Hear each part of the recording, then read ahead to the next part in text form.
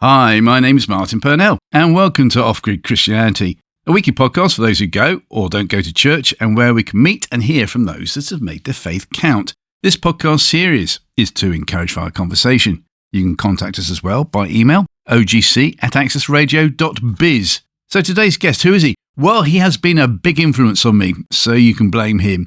He has been mentioned indirectly on several of the 150 plus podcast episodes already.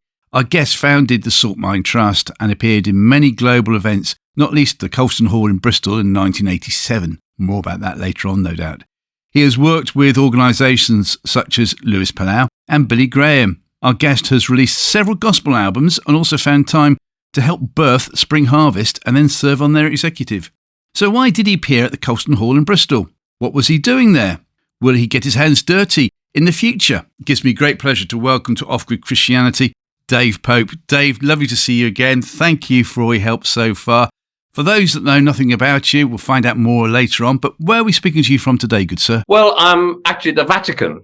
Oh, I better just clarify that. That's my house. That's the term my friends regularly use whenever they're calling in. But actually, I'm in Dudley in the West Midlands. It's been my home, well, from the very, very beginning. The only house move that I ever made was from next door to this current house. And would you believe I'm still shifting stuff across the wall because we still have access to the house next door. But again, that's another story. So yeah, here we are in Dudley, which I'm sure many people have heard about, either because of the Black Country Museum or the zoo, or because of the crooked house that was burnt down quite a while ago in very suspicious circumstances. But I better not say too much about that at the moment because it's all going through a court procedure. Yes. But yeah, that's where I am. And your lawyers have told you not to say any more about it for fear. I put the box of matches away. Quite right too. And the last time we met, of course, was in Dudley Zoo. Yes. Not in the compounds, by the way. We weren't exhibits. So, Dave, let's find a bit more out about you, if that's okay. 5 pertinent questions or not so pertinent, so we can learn more about you. Question 1. If you could invite anybody from history for an evening meal, alive or dead, so that you could ask them questions, who would it be, please, Dave? Well, current history, and this may take you by surprise, I'd probably like to invite Donald Trump. Oh, interesting. Why? I did psychology at university before I got involved in Christian work. And Trump is an enigma. And when I'm talking to people who I find fascinating and interesting, curious, challenging, whatever description you want to use, I tend to listen more than I speak, and I also listen with my third ear. And I would love the opportunity of listening very carefully to him. Yes, I would ask some questions, but there's something fascinating about his character, which, yes, I find disturbing, I find concerning, but I'd love to dig a little bit deeper and find out the whys and the wherefores of why he behaves as he does in the various circumstances that he finds himself in and that he puts other people in. So I'm sure you get a lot of folk who, in answer to that question, think about people who they put on a pedestal or they love, or pop stars or whatever. That's not me. I like to meet with people who I find fascinating and that raise questions in my mind that I would love to get answers to. And maybe over a steady, nice meal, maybe with a glass of wine, so that he comes out with stuff that he doesn't think too much about, I'd get some answers. I think he's actually teetotal. Oh, is he? Yeah, so it'll just have to be a can of Vimto or Tizer or something like that, I would have thought. But very good. Well, obviously, you're going to cook him a meal, so what are you going to cook the President of USA? Well, he'd probably have all kinds of people making sure that I didn't put certain things into it and whatever. But it would be something very straightforward, because I wouldn't want the style of the meal to interrupt the tenor of the conversation. Oh, very good. So it would be? Who knows? Oh, let's go for something simple but nice, like baked beans on toast. Yes, well, you probably find some excuse for not having that. I think if you term the Heinz baked beans and you imported them from the United States of America. Maybe a big beef burger which would fit in with what I often enjoy if I'm in the States. And of course, it's very easy to serve and to prepare. And it does have that American genre about it. Yes, very good. Excellent answer. Thank you. Let me know how you get on. You'll probably hear about it. I think I would. Question 2. Oh, no, by the way, if you do get a chance, please invite me along because I would like to play one of his golf courses. Just saying. Okay, yeah. I'll name drop your name. Thank you. Question 2. Who is your favourite biblical character or favourite biblical story or favourite parable, please, Dave? Oh, that's an easy one. Moses. And simply because for 40 years he spent his life in a very favoured place in the courts of Pharaoh. He then spent the next 40 years out in the desert looking after his father-in-law's sheep. And then he went on at the age of 80 to become God's chosen representative and lead the children of Israel. And even though he made lots and lots of excuses and made all kinds of attempts to get out of that responsibility, God chose to use him. I find that tremendously encouraging, how God used a somebody who was a somebody for 40 years, who then was a nobody in the desert for 40 years. And at the age of 80, which is just 3 years ahead of where I am, oh, wow. God chose to use him and taught him a few lessons, I'm sure in ways that he wouldn't have appreciated, with burning bushes and sticks becoming serpents. Nevertheless, he was the forefront of God's purpose at that time. And I find that greatly encouraging. So I have no hesitation in saying, yeah, my biblical Old Testament hero would be Moses. Great answer. Haven't had him for some time. Question 3. This will be interesting. If you were Prime Minister for the day and could change any law or impose a new law, what would it be, please, Dave? Stop taxing pensioners. Oh. Well, there are a couple of reasons. I think if you are, by God's grace, fortunate enough to reach a pensionable age, you will have worked appropriately and would have invested in the government's scheme whereby what then comes as a pension is rightly yours, but not necessarily to use entirely for yourself. I'm single, but I have goddaughters and I have a wider family, and I love to invest in younger people who are in all kinds of challenges. I mean, even this morning on the radio, listening to those who are still struggling to pay off the college loans that just hangs over their heads, etc., and to get them on the housing ladder. So I certainly look for the opportunity to be as involved practically with people associated with me very, very closely and use what resources I have accumulated. Now, let me not give you any misinterpretation of that. I'm not a wealthy person, but certainly I'd like to think that there's a measure of what I am now receiving can then be used, not for myself, but for other people. And I think let's get rid of the tax on pensions so that responsible, mature parents and grandparents and godparents can use that money wisely and well to encourage young people as they start to make their future and develop their careers and home bases going forward. That's a great answer. I can just hear Rachel Reeves on the other line, our current Chancellor at Exchequer, say, oh, can't happen, Dave. Sorry, can't happen. I need that money. We're giving the pension funds great tax breaks as it is, blah, blah, blah, blah. Good luck with getting that through as PM. That's all I can say. Well, if she comes to the Vatican, she'll be invited in for a cup of coffee. But maybe I would contradict what I said earlier. I probably do a lot of talking rather than listening, because that would be my style with the current Chancellor of the Exchequer. Now, you see, if you were very sarcastic like I can be, I'd take it down to a pub and say, this is what you're closing down, love. Well, there you go. Yeah, then there's one on my doorstep. I'll take your advice, Martin. Maybe not call her love afterwards, because that could be... No. Question 4. Outside of family events, what has been your most enjoyable day out so far, please, Dave? I'd have to extend that a little bit and say one of my most enjoyable number of days out, and it would be when I had the lifetime dream of joining the Queen Mary and sailing from Southampton to South Africa. As a child, my parents always took me to Bournemouth for holidays, and on a Thursday afternoon, without fail, we would get on a Shamrock and Rambler coach and travel to Southampton, and there we would spend time just on a ship that went around the port, and I'd look at all these wonderful big liners and ships, and I was just fascinated with the seas and shipping. And I can remember as clear as a day thinking, oh, one day I would love to go on one of those ships and sail on the oceans. That's all I could think about. But then, of course, I realized that some of the ships I was looking at, the Pretoria Castle, the Castle lines were well known. It was the regular route to South Africa.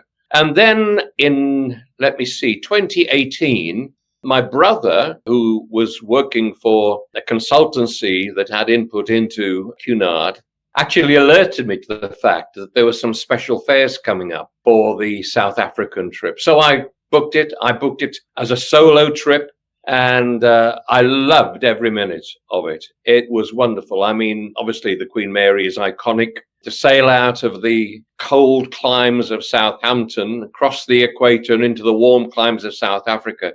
And I was actually involved in a project down there as well.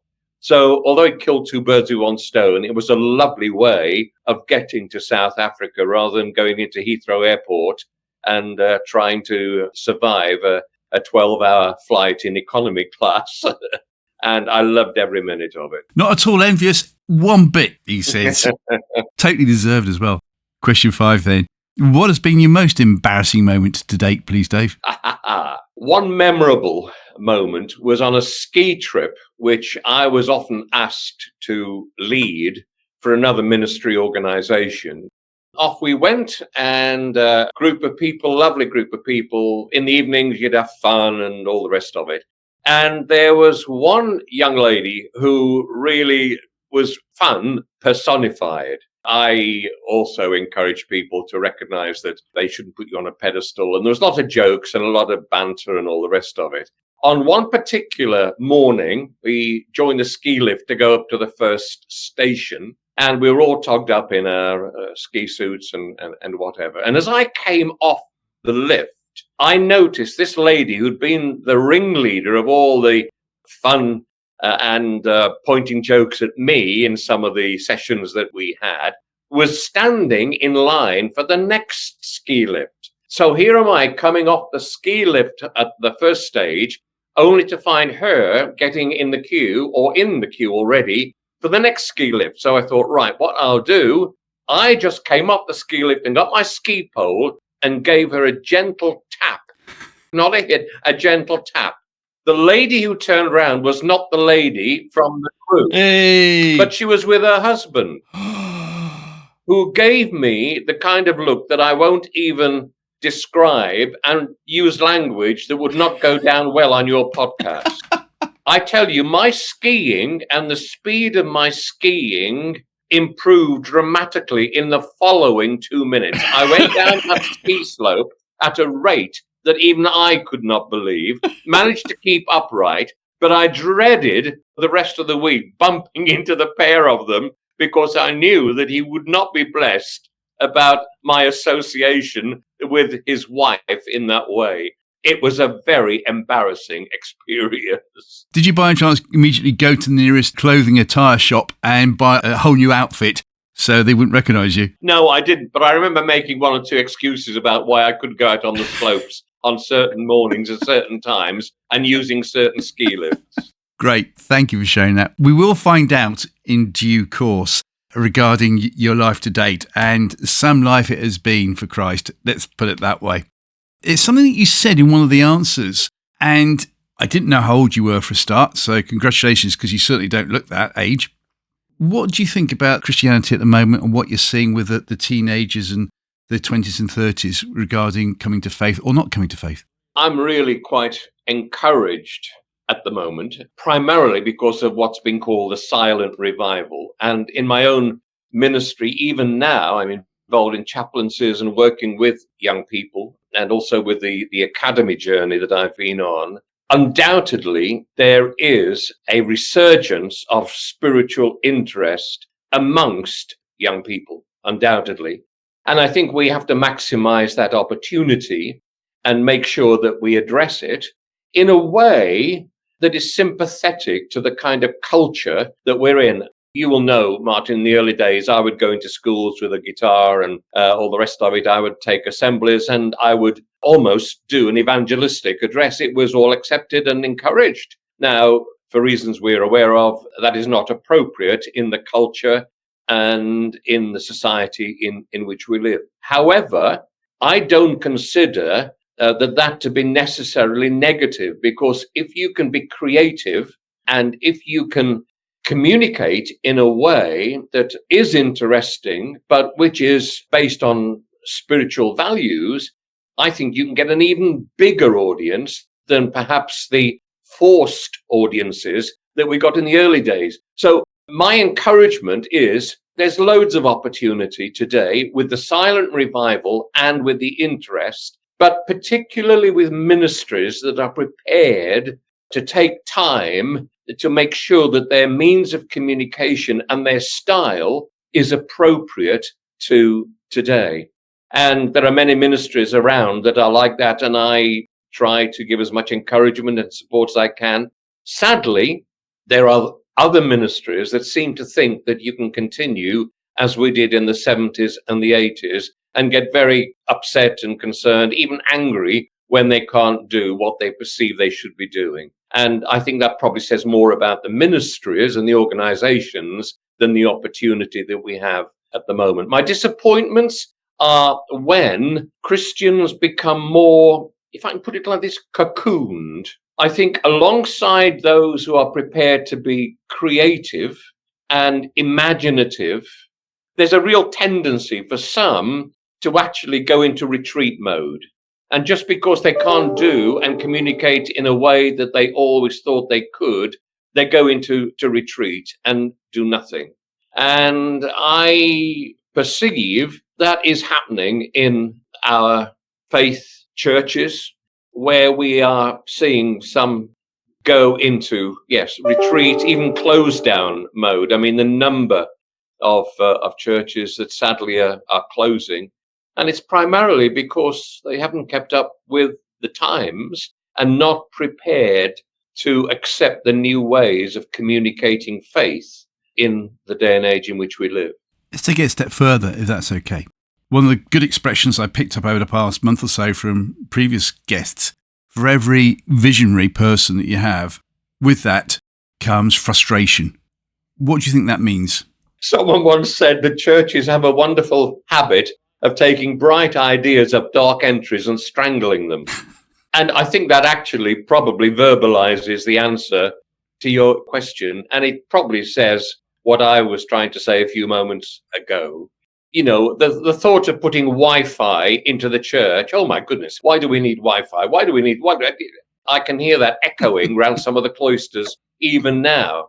But then when you consider how technology, yes, it can be a bad master, but it can also be a great servant, as you have discovered in what you're doing in your ministry, Martin. So all I'm saying is we need to keep an open mind and embrace new ideas in a culture that is changing without compromise.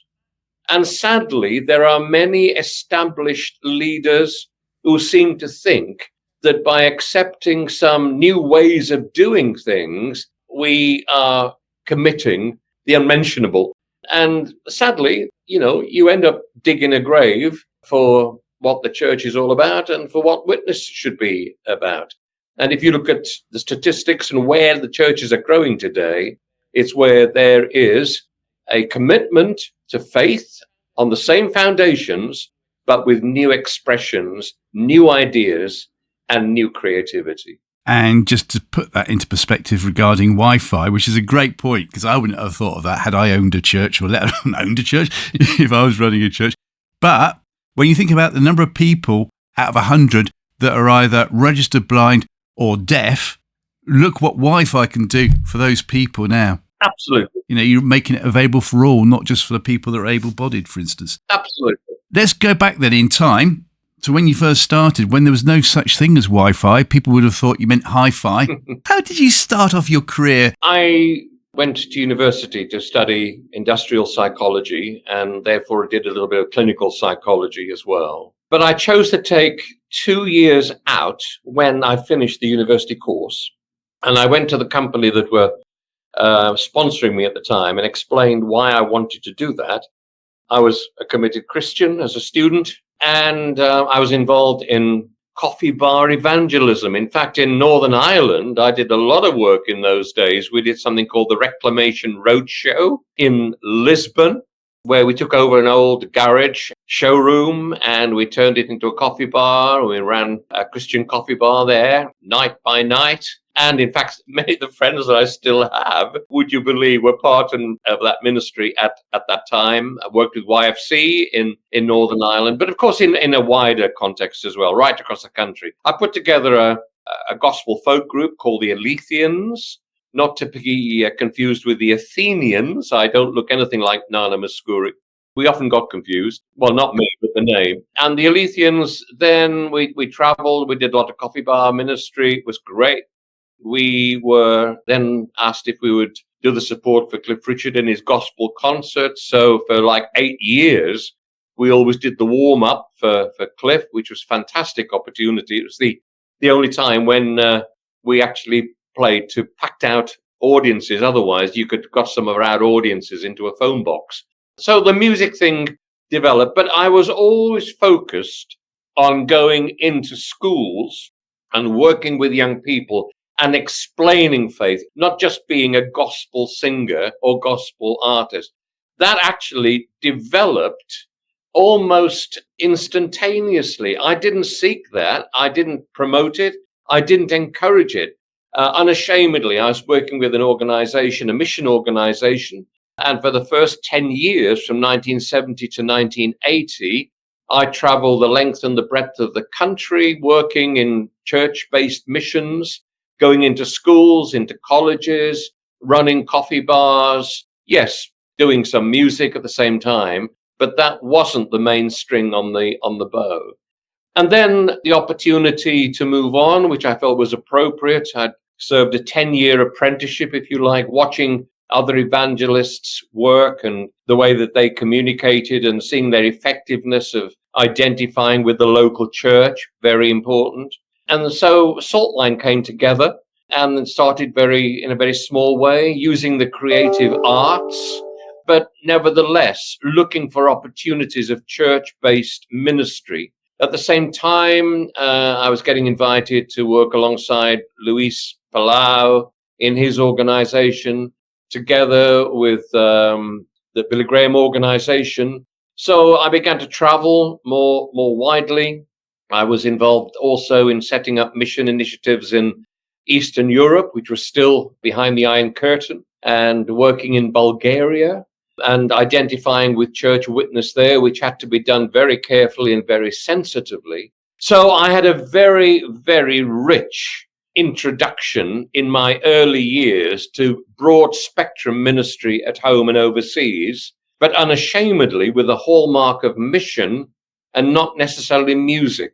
Now, the music helped, and I was thankful for every opportunity. Of course, I love gospel music. Of course I do. But then on mission initiatives in India, for example, where I was with Ian Coffey, who I know you've had on your podcast, great friend. It was there that the idea of really promoting mission and not just music emerged on a flight one evening, Bangalore, I think, to Delhi. And there's quite a story there. And that's how the Dirty Hands initiative was born. And we'll talk about that perhaps a little later.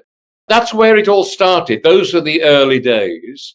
But I'm really grateful and thankful that first and foremost, I had a thorough introduction to good theology, which then spawned active mission involvement.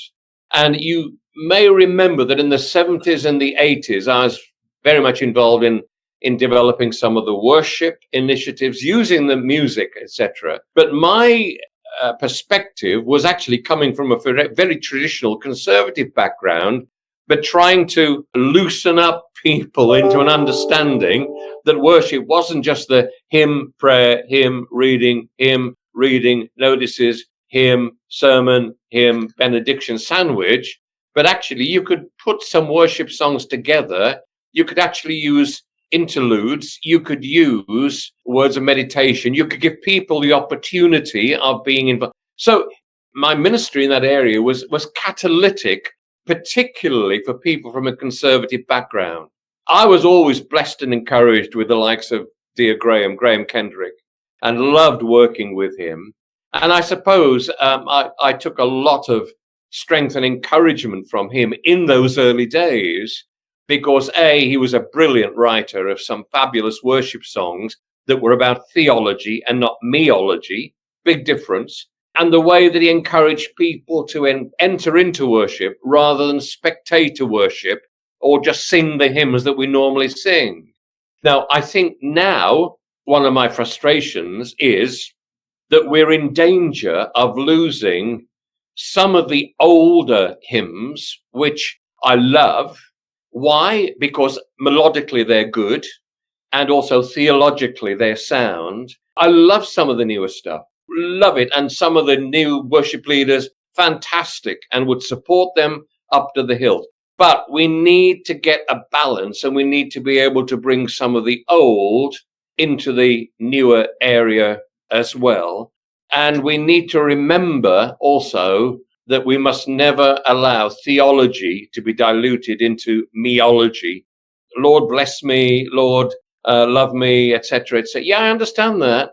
But the prime responsibility of worship is to give to him first, not to receive from him. So I feel sometimes a little concerned that in our desire to move on in worship, we must not lose what Tozer once described as the jewel of worship, and that is making God an absolute priority and first and foremost ascribing to him the worth of all that he deserves. Great answer. And I said Tizer, you said Tozer. We'll see if we can get the word taser in later on as well. Two things that come to mind. The first thing, if that's okay, can't quite see you as a James Bond character going in surreptitiously into the Eastern Bloc as it was in those days. Tell me a bit more of what you actually did there, please, if that's okay. Strangely enough, it was in the days of Brother Andrew and so on, and Brother Andrew was God's smuggler. That was the title that he had. Martin, I never, ever endorsed the right for me to smuggle. Now, I'm not saying that Brother Andrew was wrong. I think that was what God had called him to do, and God put him in certain situations where I understand why he needed to do that.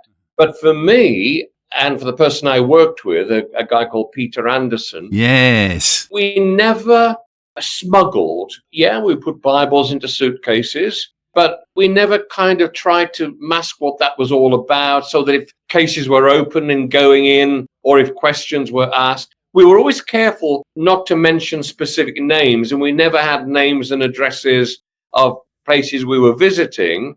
But amazingly, I was never, ever stopped or stuff thrown out of my suitcase. I was followed once or twice, but we identified and strengthened and worked with some amazing people, particularly in Bulgaria, in the city of Varna at that time. And in fact, I still have very, very strong links. Even now, I mean, some of those young Christians who were babes in arms in their grandparents and in their parents' homes, they are now leaders in the church there. Wow. Again, it's looking back at the past and recognizing that God protected us, looked after us, and honored what we were trying to do in taking in the right resources to strengthen the foundations of the church that would eventually emerge once the Iron Curtain was down. That's exactly what's happened. The second part that I said I wanted to ask you, this flight, Bangalore, I remember Ian sharing brilliantly about how he was mightily affected by a certain lady in India called Mother Teresa, and the stories he shared, it was fantastic. What do you remember that time? And tell me more about what happened on the plane that produced Dirty Hands, which is so important to my life story. It was an interesting visit to India in the mid-'80s, in that we were working with Operation Mobilization, great organization, doing fantastic work. But if you're not careful, you can be absolutely swamped by the enormity of the task of communicating and strengthening the church in India and identifying with the needs, not the wants, but the needs. Towards the end of the trip, there was the final journey, and we'd struggled to get tickets to get on this plane. Eventually, we got on the plane. And strangely enough, I mean, Ian and myself, we would never be lost for conversation. But I remember a particular part on the journey, it was quiet. And I remember us saying, what are we going to do now we go back home? Mm-hmm. We've seen the needs, we've engaged with people, we've engaged with church leaders. And it was almost as if God was in row C, seat 2, with Ian in 1 and me in 3. And it was almost as if he whispered in our ears, clean hearts, dirty hands. And a conversation developed between Ian and myself where we talked about the need for young Christians, older Christians, people of faith to recognize the needs of getting involved in God's work. We were in the worship season. Everybody had got hands in the air. And yeah, I got time for that. It wouldn't always have been my style of worship, but I understand what was happening. And it was great. There was undoubtedly a move of the Spirit. But our concern was that people were going to be moved into more worship and not work. And so the whole theme of Dirty Hands was God wants to use people with clean hearts and dirty hands. And, as we traveled, this idea emerged that we should go and try and raise the profile on mission. Yes, keep the worship agenda there. That's important.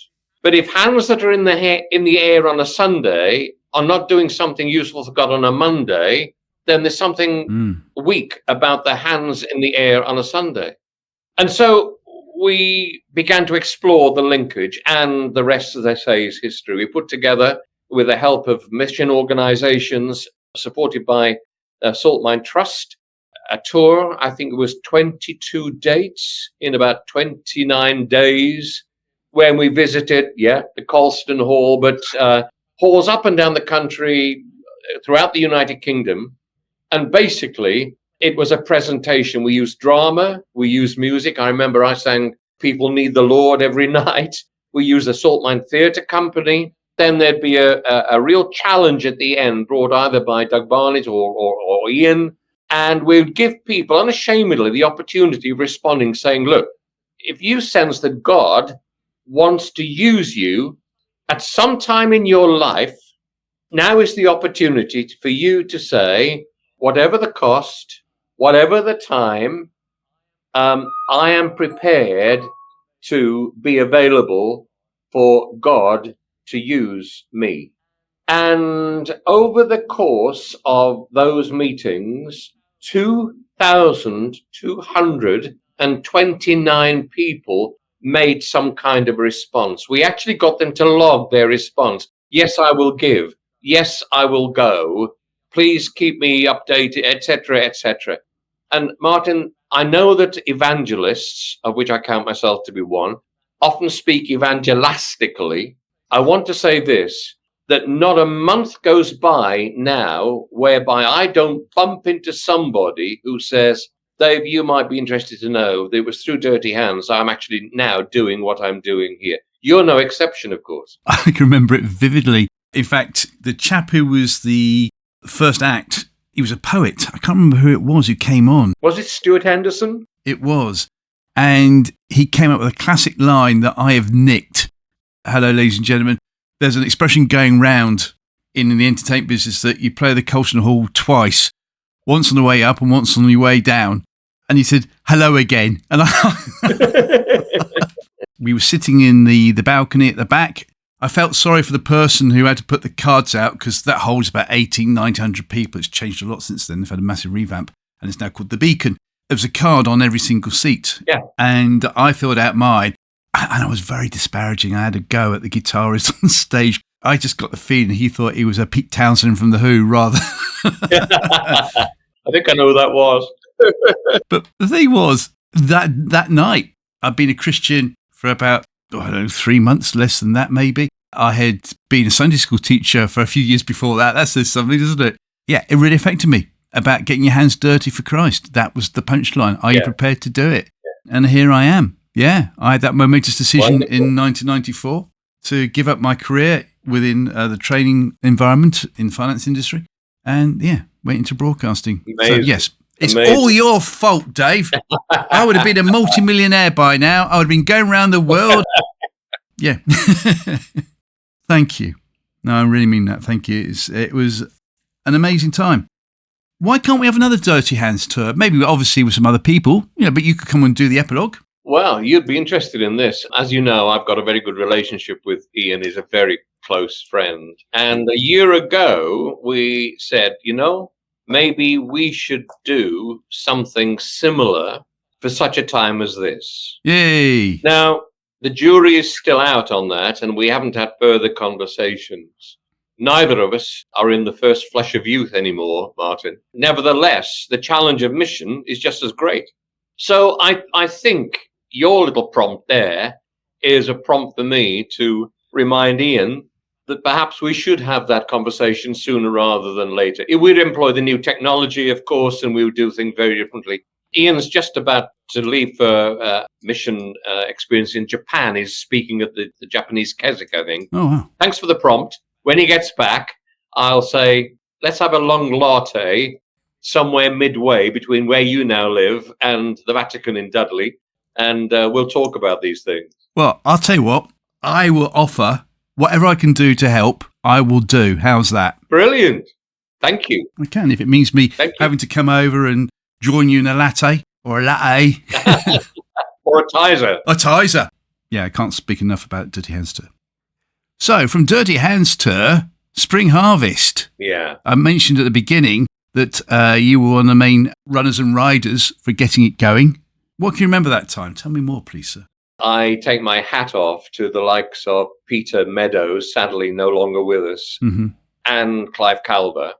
I think Peter had been to a Methodist conference in Tower Beach in Prestatyn, which was the Pontin site, because of what he was doing with Buzz Magazine and MGO. He said, well, you know what, maybe we should do something with getting the churches together. Although the worship movement was really gathering pace, there was still a lot of division, and people were very keen to put you into a slot. You were either charismatic or not charismatic, or this, that, or you signed up to this ism or that ology or whatever. Therefore, the drive to actually bring a spirit of unity was very timely. And so out of Peter and Clive's vision, bringing together MGO, musical gospel outreach, and Youth for Christ, together with, at that time, the experience of the likes of myself and a guy called Colin Saunders, who was also very much involved in the development of Christian ministries and supporting Christian ministries with resources and printing and publications and creativity. I remember the four of us getting together and saying, is this possible? And then I also remember a meeting with Luis Palau. I've got a picture of the actual meeting. Wow. When we began to think through what is possible. Well, I'm going to use that phrase again. It's now history. And out of it was birthed Spring Harvest, Tower Beach, Pontins. And then it began to develop. It was enormously successful. I mean, who would ever imagine the likes of dear Gerald Coates, bless him, on the same platform, in the same seminar group as R.T. Kendall. Theologically, on paper, diametrically different, but nevertheless, in a spirit of unity, it all happened. And it was fantastic. And Spring Harvest began to model something that was then taken on board by the church nationwide, a spirit of coming together and appreciating the fact that God has made us all different, giving different emphases, but there is an irreducible minimum that is unchangeable, that we can unite on. And so the whole spirit and the whole movement began to grow. And it just grew and grew and grew. I think those of us who had those formal meetings right at the very beginning, even we were taken by surprise. Yeah. I can't remember how many years, 27 years, I was serving on the executive and delighted to be involved in such a creative, spiritual initiative. Times change. And strange enough, Martin, I'm the kind of person, I never feel threatened when someone comes alongside me and brings a better idea and suggests it's time to do something different. Now, I know many leaders, some who I would count as my friends, are really threatened by that kind of conversation. I love that kind of conversation. And a lot of my ministry over the years has been looking for prospective leadership and leadership potential and ministry potential and just investing in that. So when the time came for myself to hand over responsibility, part of me was very pleased. I would have to say this, and this doesn't apply to Spring Harvest. I think sometimes the way the Christian organizations or even the church, the way they manage change is appalling. They tend to kick people out rather than honor them, but remove them from executive responsibility. And in all of the advice I find myself now giving to organizations that are wanting to move on and change, I always try to encourage them not to have a night of the long knives, but to actually honor the foundational people, even though it's time for them to be encouraged to move on. There's a way of doing it. Sadly, many Christian organizations and churches haven't got a clue how to do that properly. Yeah, exactly. And for those listening around the world saying Spring Harvest, what is that? Think of a big holiday camp that was massive in the 50s and 60s and still continues over here, maybe holding up to like 10,000 people a week. Yeah. Spring Harvest would take over one of these holiday camps, put up a big top, and off you go, full of Christians. And people who want to know more about becoming Christians as well, either as a day visitor or for the week. Yeah. That's what Spring Harvest was about. Something that you said, actually, two things you said. Firstly, let's go back to that point that you made there about that they just haven't got a clue on how to deal with stuff. From what I have seen, having come from a business financial environment into Christian ministry, it's like you're a Christian, you come in, therefore you know everything. No, you don't. No. God has used you, brought you through. I could get on my high horse on this one. Maybe I'll tone it down. But that's basically it. Just because you've birthed a ministry does not mean that you know everything. Absolutely right. The leadership that we endorsed after our term, if you like, of leadership did even better things. Great. Yeah, I mean, there are things that could have been done differently, but actually Spring Harvest continued. Now, I also think it's important to recognize when summer turns to autumn and autumn turns to winter. There are seasons in ministry. And again, I've seen a lot of ministries and leaders in ministry, they keep allowing a ministry to continue when really it should finish and be replaced by something different. That's why I appreciated what happened at Spring Harvest. It continued, but in a different way, under new leadership, more energetic leadership, more creative leadership. So that was never a huge problem for me. But you're absolutely right. It is often the case that people who think that because they've been involved successfully in a ministry, they can then do something and it's equally suits their skill set. No, it doesn't. One of the biggest contrasts in my life in recent years was still being involved in ministry, but getting involved in the academy movement, which was a government initiative. And I found myself having to manage and look after, alongside others, of course, a budget that was massive. It wasn't Christian money, of course it wasn't, but it was how to respect and use resources widely and wisely for the benefit of others in a totally different way. And you need to then pick up very quickly on business expertise as well as spiritual nous. Yeah. Now, the two can go hand in hand, and I love it when I see Christians being very successful in business. I love that because I think that's not incompatible. Some people think it is. I don't think it is. Many ministries today are doing a great job because of the investment that good Christian business people make in that ministry. So there's a lot to learn on this journey, but you're right in what you say. Can I have that in writing, please? Before we get to the final question, because time is just going whoosh like that, something else you said, and that on the same stage you had R.T. Kendall and Gerald Coates. And I feel really downtrodden on from my friends back in England and over here that you might bring out a podcast. I don't know, a certain Baptist minister from London comes to mind, and he comes out with some stuff, and immediately I then get lambasted for having him on the air. And it's like, hang on a minute. Where have we lost in Christian circles the chance just to debate and say, yeah, okay, that's an interesting point? Because it was summed up beautifully for me by a vicar, funny enough, only last weekend. He said that if it was really that important in scriptures, in theology, God would have made it black and white. But there's certain areas in life whereby we're reading that and it could be interpreted in many a way. What do you think? Martin, I was very privileged to call both R.T. Kendall and Gerald Coates close friends. I think that the narrow attitudes that have existed and sadly still exist are actually detrimental to an enrichment of your own faith. I wouldn't endorse everything that Gerald would do or say. I would not necessarily also dot the I's and cross the T's of every theological nuance that would come from the more reformed area. However, my experience in Christian ministry and as a person trying to live out the Christian life is enriched by both of those perspectives. And for me, we need color on the tapestry as well as black and white to appreciate another person's point of view, but not accept it. You have to learn to disagree agreeably.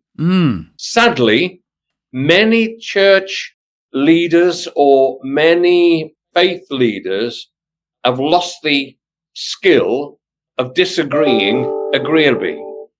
And they spend then all their time defending their own theological position to the detriment of somebody else. In the times in which we live, unity of purpose and vision is critical. I mean, look what's happening on the world stage.